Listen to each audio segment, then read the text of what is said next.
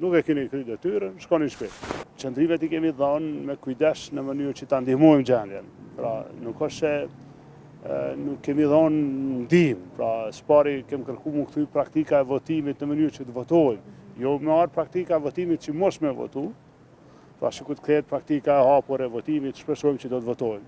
Pra, edhe për ata që nuk kemi votë, do të votojmë kundër, po për kandidat konsensual do të votojmë për. Pra kjo është përparësia dhe po shpresojmë që do ta gjejmë një rrugë si mund kthyet e votimi i hapur, po kam dëgjuar që po punohet edhe për 2 kërkesa për gjykatën, pra për këtë çështjen e praktikës votimit, gjykatën kushtetuese, po e keqja e kësaj është ato prapë marrin kohë, e një koha po na ec, pra po na shpenzohet. Një temë që u diskutu seriozisht është edhe çka ndodh pas 30 dite.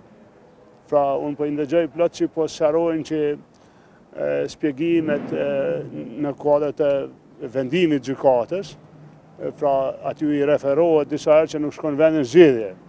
Mirë po, një praktikë që unë e di edhe nga përvoja ime ligjore, si e ligjit vendor ndërkombëtar, sqarimet paraprakët të gjitha janë më pak fuqishme se sa pikat e vendimit.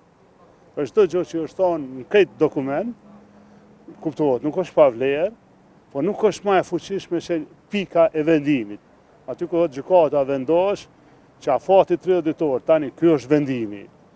Edhe me këtë rast gjykata e ka forcu shumë këtë 30 ditëshin, që i vjen çka matutje, pra edhe kjo është një situatë e rëndë, po ta shohim bashkërisht. E falenderova presidenten, ju lutem, unë jam pjesë e opozitës, çdo iniciativë edhe çdo angazhim më të madh të kolegëve të mi opozitar, partive më të mëdha opozitare e shqyrtojmë.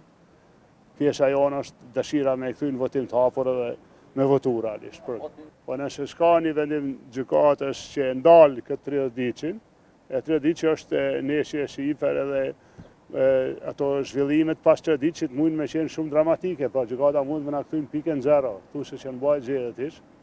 Dhe kjo është një situatë serioze. Për shembull, në ka raste që gjykata thotë se ata që janë zgjedhë e kanë humbur mandatin e vet, se se kanë ushtruar funksionin, na bërgon parlamentin në tërësi. Këtë brez politik e çon në shtëpi. Thotë, nuk e keni kry detyrën, shkoni në shtëpi.